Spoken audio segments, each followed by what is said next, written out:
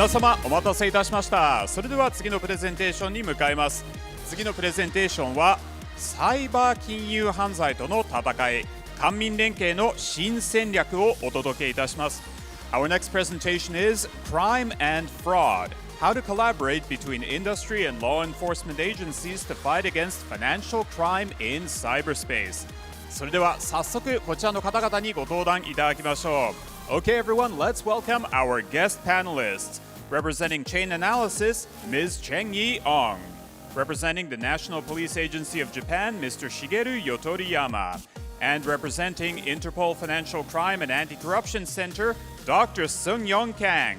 The session will be moderated by Mr. Hiroshi Ozaki of KPMG Japan. Okay, everyone, please come on up to the stage. それではゲストの皆様、どうぞご登壇ください。拍手でお迎えください。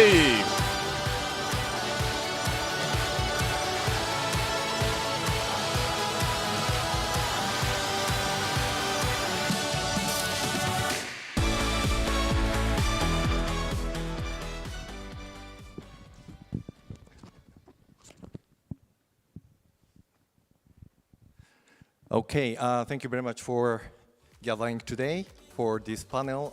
This panel is a bit different taste because there are two law enforcement agencies, people, professionals. One is retired, but still active in Interpol. So, and I'd like to start with the presentation. So, with this panel, with my comment that the WebX is very important and Web 3.0 is very important, but we have to pay more attention how to prevent being misused by the organized crime group or bad guys for these technologies. That's very important. So there are two sides of the bright side and dark side, and we have to minimize the dark side. So why we have to prevent the financial crime or money laundering? Because that's fuel the next crime by the bad guys. And these days, unfortunately, and importantly, so many money or funds go through the blockchain technologies or bitcoins or these web-related market or cyberspace. So, Chengyi, can I ask you the latest or recent status or issues of the misused by the organized crime of these bitcoins or other cyberspace? What's going on? Sure, I'd be happy to do that. So just by way of introduction, my name is Chengyi and I'm from Chainalysis, which is a blockchain analytics company. And we work with both public sector agencies like law enforcement as well as private sector businesses like crypto exchanges to use on-chain data for both investigations and compliance purposes in the anti-financial crime space. So alongside that, we do a good deal of research into illicit activity trends in crypto. And last year in 2024, we tracked about $41 billion worth of cryptocurrencies flowing to known illicit addresses. And so these are addresses associated with things like darknet markets, ransomware strains, fraud shops, and so on. So we expect that figure to continue to grow as we continue to identify more illicit addresses. So that's very much a lower bound, that $41 billion. But if I were to think about the composition of that $41 billion, there's a couple of particular areas of threats and concerns that I'd like to call out because they're front and center for us. So the first, and this probably resonates with what was discussed in the previous panel, is around hacks and theft. So last year in 2024, we saw $2.2 billion worth of crypto stolen in quite a large number of exploits. And this year, it looks like we're going to top that. Because in the first half of 2025 alone, we've seen $2.17 billion worth of crypto stolen. And of course, the large chunk of that was in one large attack on Bybit that was almost $1.5 billion worth. And we know that that was executed by DPRK-linked actors. And if we actually look at the trajectory of DPRK-linked activity here, they've stolen over $6 billion worth of crypto to date, and we're seeing so an escalation of that trend. So that would be the first area that I would call out. But the second area that we are really focusing a lot of our resources and efforts on now is, I think, something that we'll be talking about a lot today, which is cyber-enabled fraud and scams. At Chainalysis, we see sort of three intersection points between crypto and the scams ecosystem. So the first is where victims lose crypto, right? And that could be in something like a rug pull, or it could be in a drainer, or a what we call authorized fraud, so a romance scam, pig butchering scam. Last year, we saw at least $9.9 billion in scam proceeds on chain from this sort of category.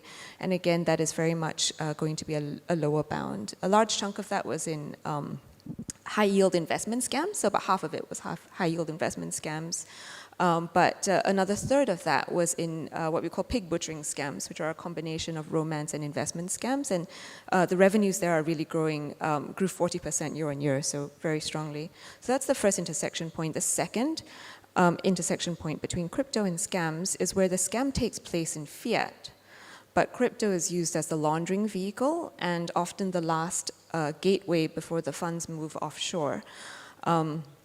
And here, of course, when we look at the way that the crypto is moved across the blockchain, the types of obfuscation mechanisms that are used are not really very sophisticated, but what they do rely on is very high-speed movement of crypto off exchanges across personal wallets. So that's the first thing. And then we also see a growing use of sort of professional or institutionalized money movement services. And these can range from quite basic fiat to crypto to fiat transfer mechanisms, but they can also be very sophisticated and really rely on quite elaborate networks of mules. So that's the second sort of intersection point that we're tracking. And then the last thing that I'll finish up with is the role of crypto in the supply chain of scams. So scammers, scam activity is perpetrated by organized crime groups, and often they acquire things that they need in order to scam at scale. So things like deepfake software, seasoned social media accounts, and quite often the currency of choice for those types of ingredients is cryptocurrency. And so by tracking that, what we started to see is the growth of this scam tech ecosystem, which makes it really a lot cheaper, easier, and faster for scammers to start to grow their operations very quickly. And that's something that we are looking at with concern, both from a financial crime and victim harm perspective, but also on a broader sort of regional security basis. So I'll stop there. Thank you, Chengyi.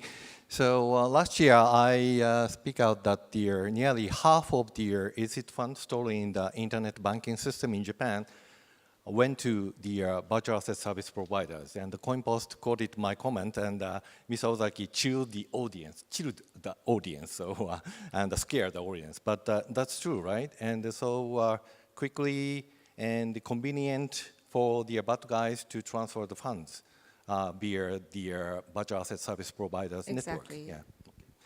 Thank you. Yotoriyama-san, could you tell us or share with us some specific incident or case by the Japanese organized crime or Japanese criminals involved in this kind of a cyberspace, financial crime and money laundering? Thank you very much.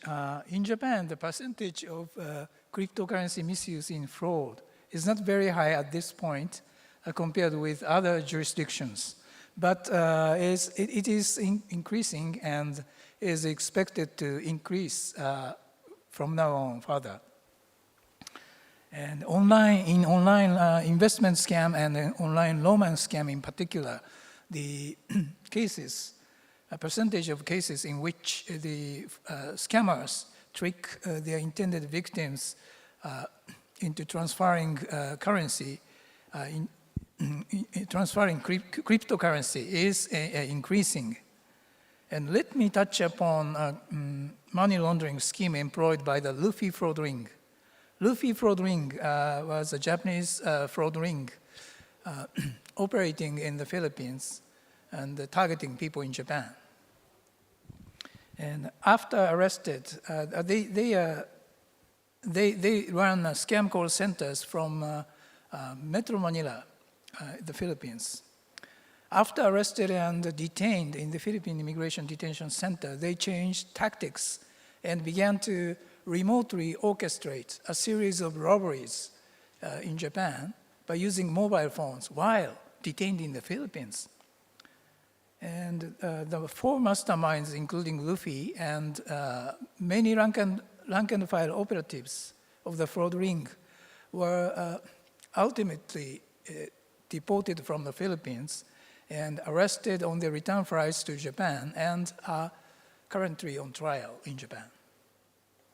There are still many unknowns as to how they concealed or transferred their proceeds of fraud or robberies, but part of the money laundering schemes they employed have been uncovered. Underground banking and wire transfer and overseas the cash withdrawal and money mules transporting cash concealed in their airline baggage. And one of the schemes they employed involving cryptocurrency was the outsourcing of money laundering to Japanese money launderers who offered money laundering as a service to other criminals. At least 10 million Japanese yen in cash, part of the proceeds of their robberies, were transported to the residence of a member of this Japanese money laundering group. They converted the cash into stablecoin USDT and laundered the USDT through a number of accounts opened on foreign cryptocurrency exchanges, including one in Seychelles, and used mixing services and ultimately converted it back to cash. The total amount laundered by this group during a given 3-month period was 1.3 billion Japanese yen or $9 million US dollars. Yeah, thank you.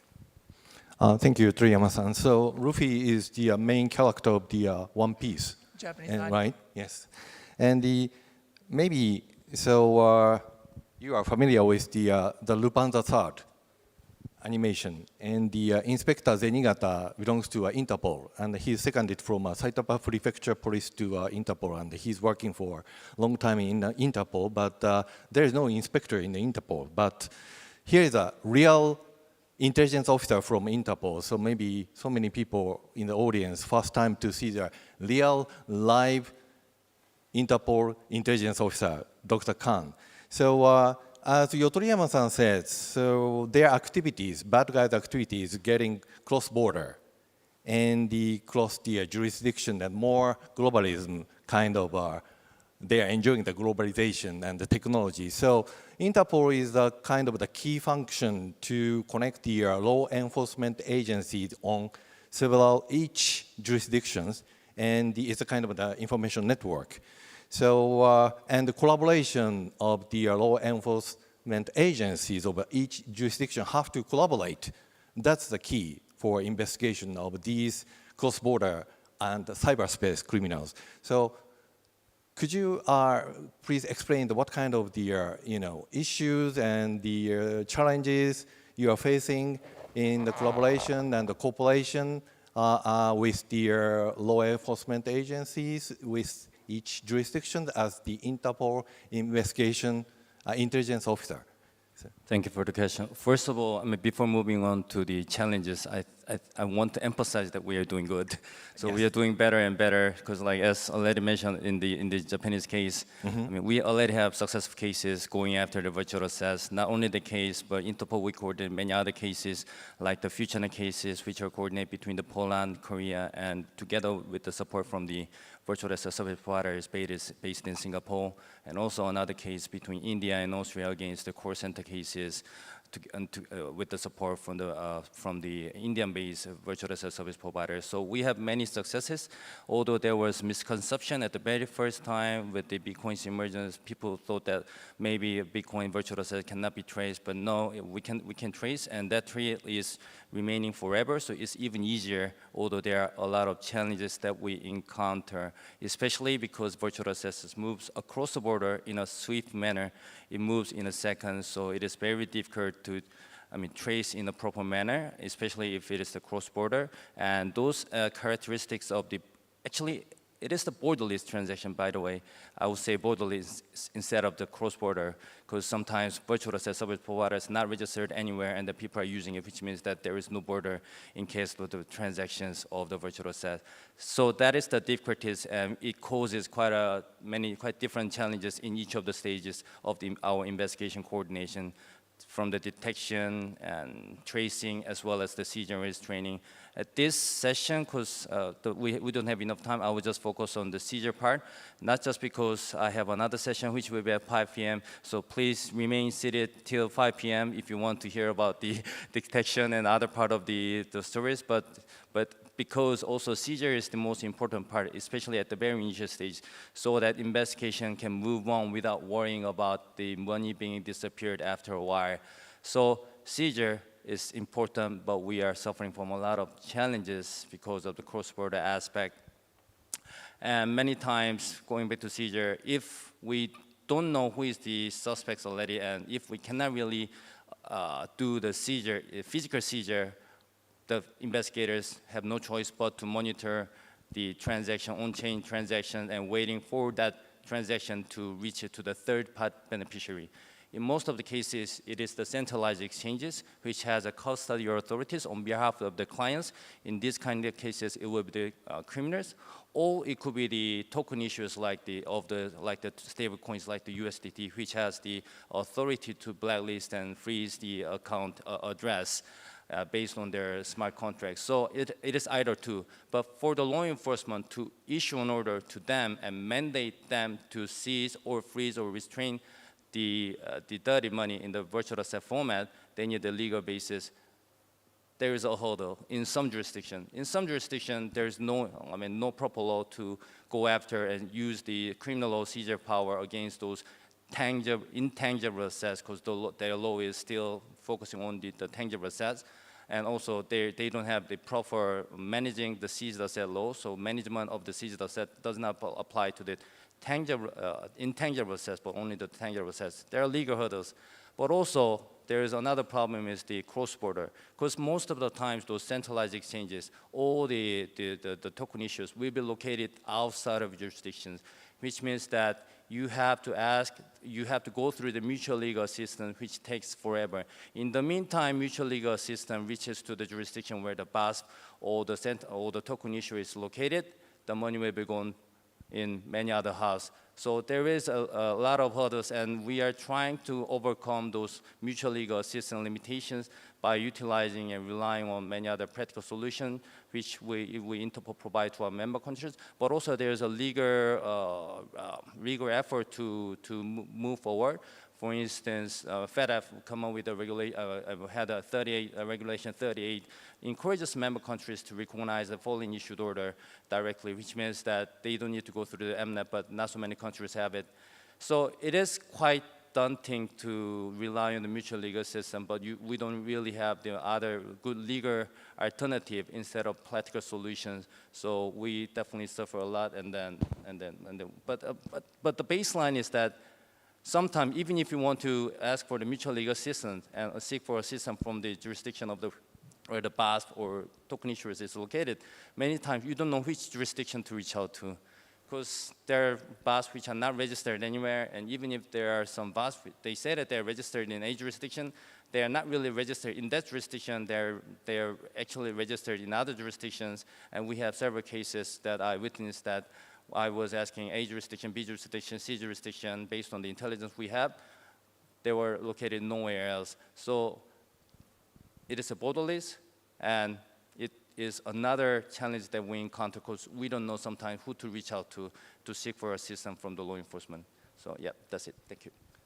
Yes, that's true. So part of the concept of the virtual asset service providers regime is every member country have to make it registered and make a ring fence, and so legitimate transaction with the travel rules should be taken and conducted among these registered, supervised, but still loopholes in that ring, and that's the bad guys always leverage such kind of loopholes. So Chengyi, so Chainalysis is working for the government, not only the private sector, and supporting the investigators, and from your experience, and could you tell me about how to collaborate private and public and law enforcement agencies and your companies and financial institutions and virtual asset service providers? Could you comment a little bit on how important these collaboration or partnership for fighting against cyber-enabled crime? And could you also mention about how to prevent the misuse of stable coins? So Luffy's group is utilizing the stable coins, and they are pegged to the fiat currencies and the US dollar, and very stable and very convenient. So but bad guys always leveraging these advantage for bad use and misuse. So we have to prevent these stable coins to be being misused.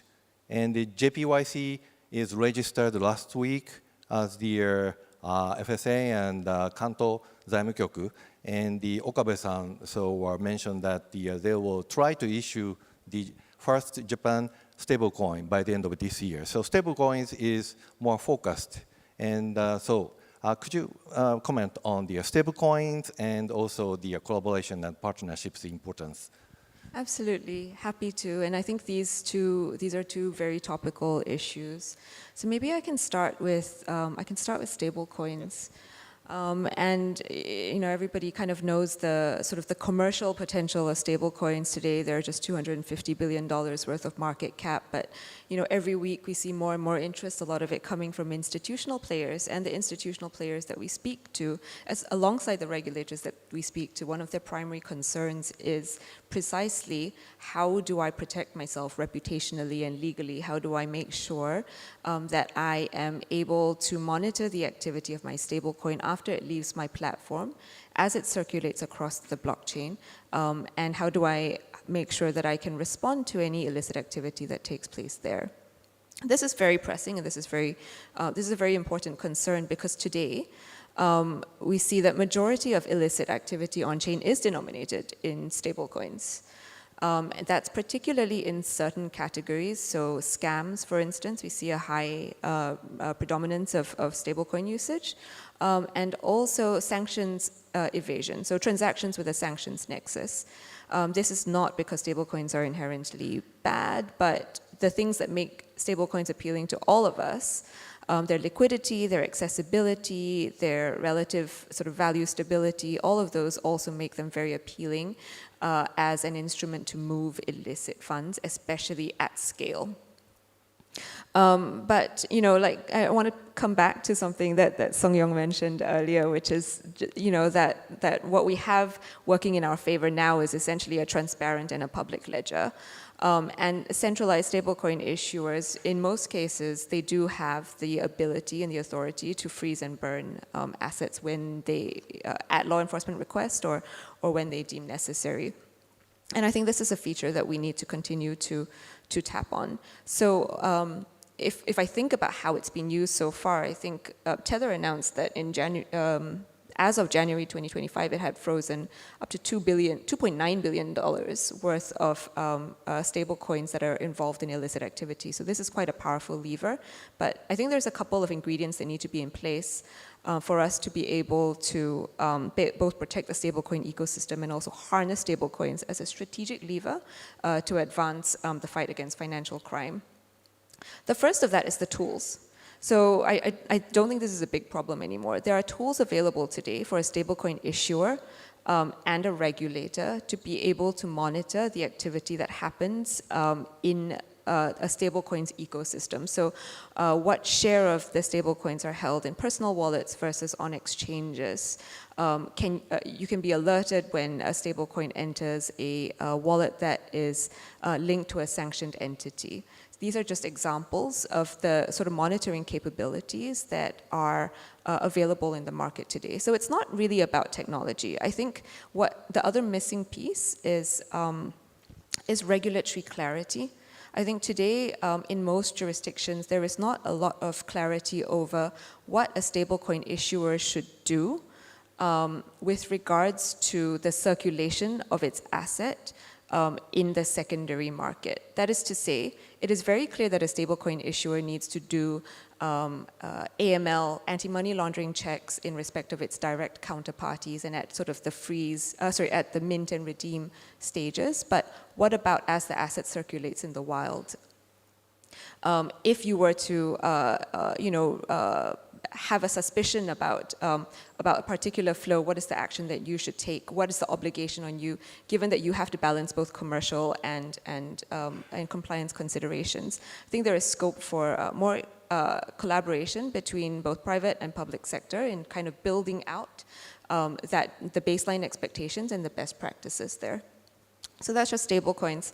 And then just more broadly on public-private collaborations, I think there are a lot of possibilities here. One thing that we've been trialing over the past year and a half is joint operations that bring together law enforcement, regulators, crypto exchanges, and so on. And we really focus on one one kind of type of illicit activity with an identifiable on-chain fingerprint.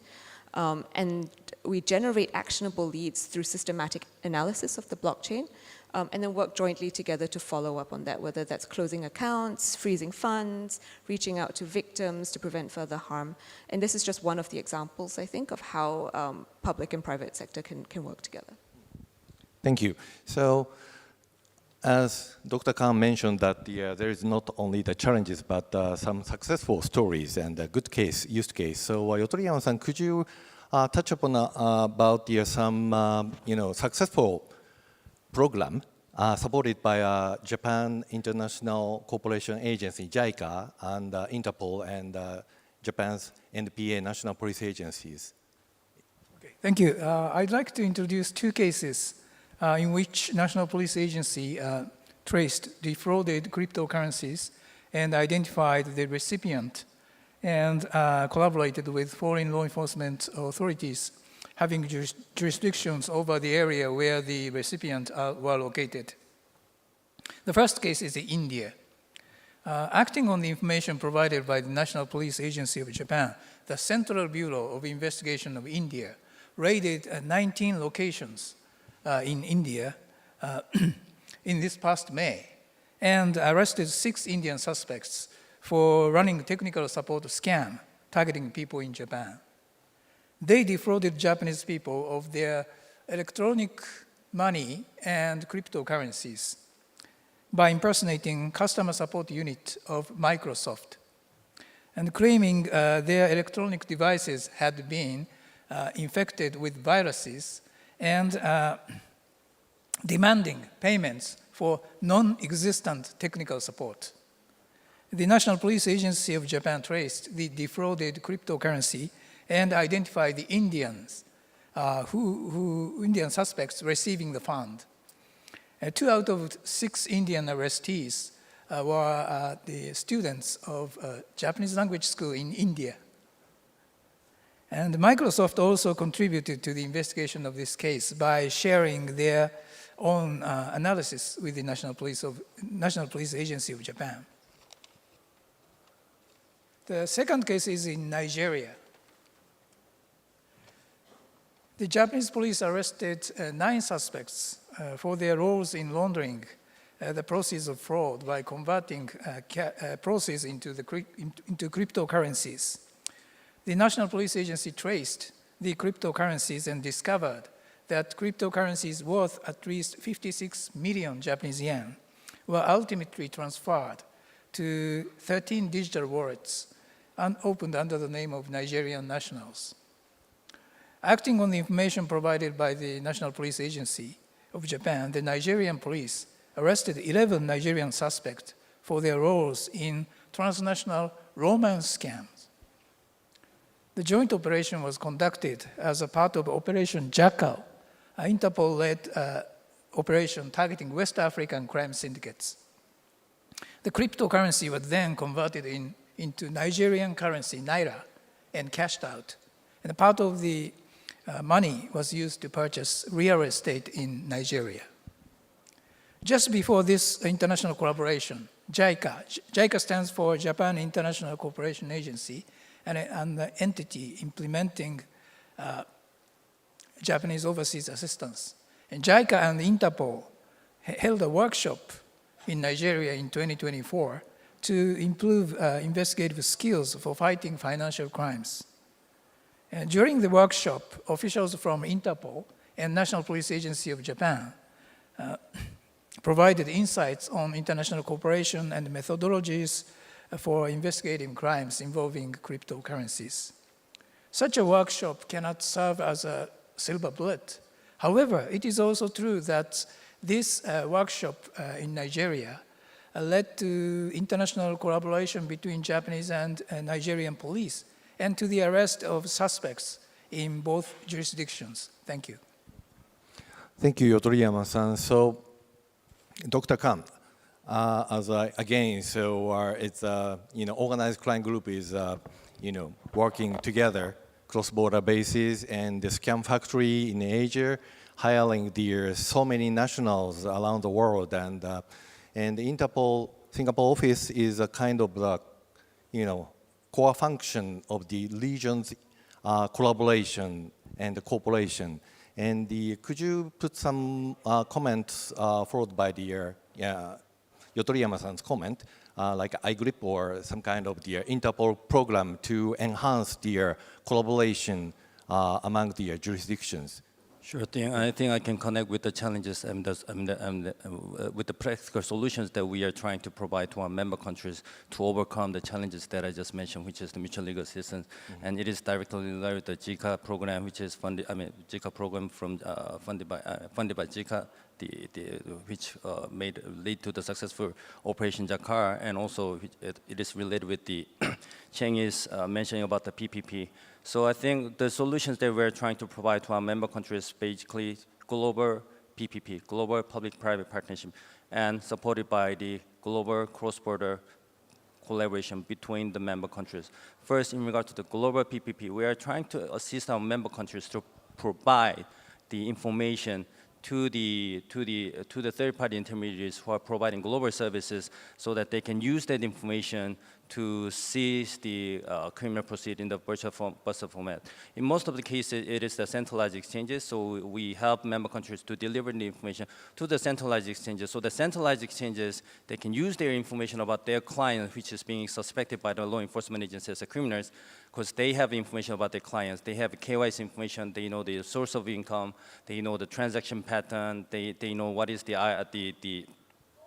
phone ID that they are using, and then the access point. They have all the relevant information, and together with the information which is delivered through the Interpol channel about the victim sent money to this account, which is your clients, then they can decide voluntarily. They can come up with a voluntary business judgment whether to freeze the account or not. And we are trying to assist some member countries in that direction.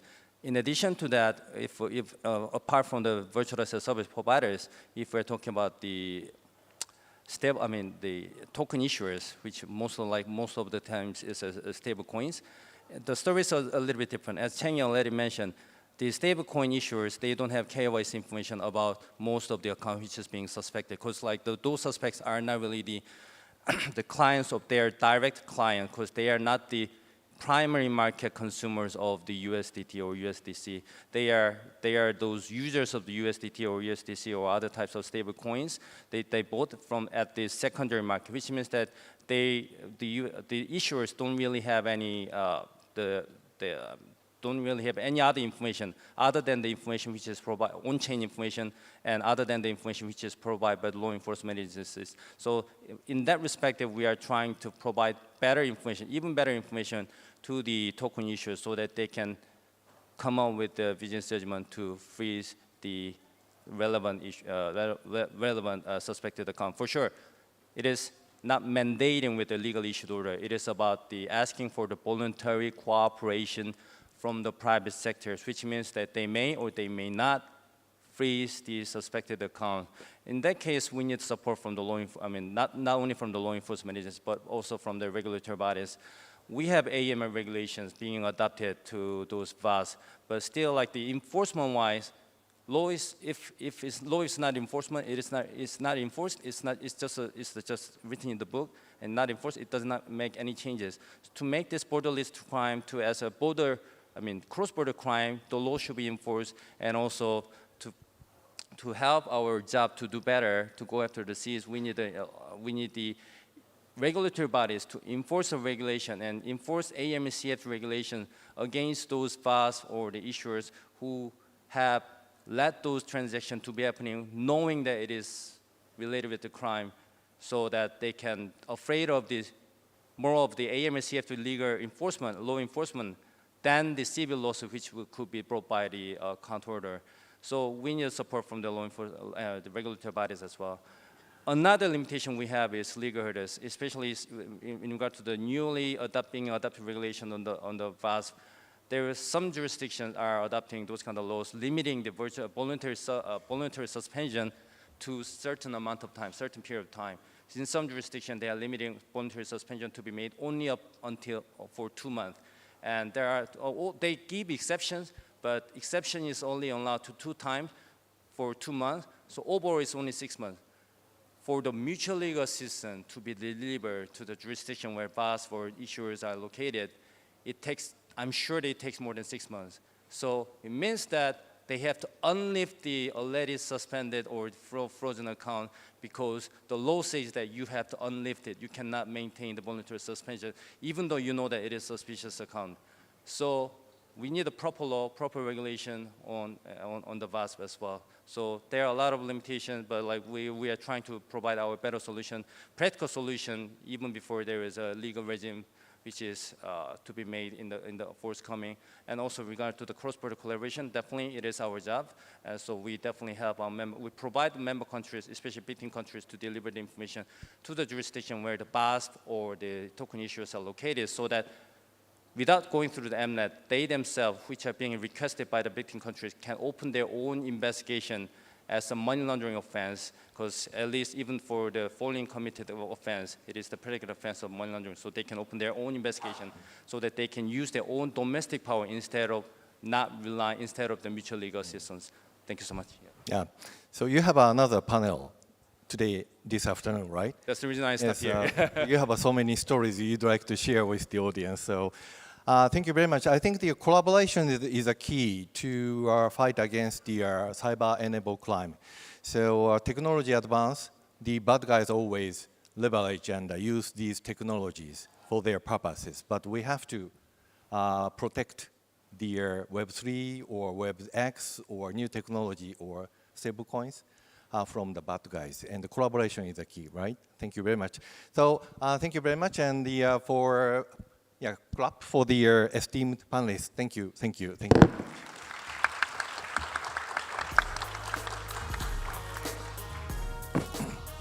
皆様ありがとうございました。Thank you very much to our guest panelists, Ms. Chengyi Ong, Mr. Shigeru Yotoriyama, and Dr. Sungyong Kang, and also a big thank you to our moderator, Mr. Hiroshi Ozaki. それではこれより皆様と集合写真を行いたいと思います。ゲストの皆様どうぞ携帯カメラをお持ちになりまして写真の方をお撮りください。Okay, everyone, yes, please gather in the middle and a big smile. There we go. はい、皆様カメラマンの方を見てください。Please look at the camera operator.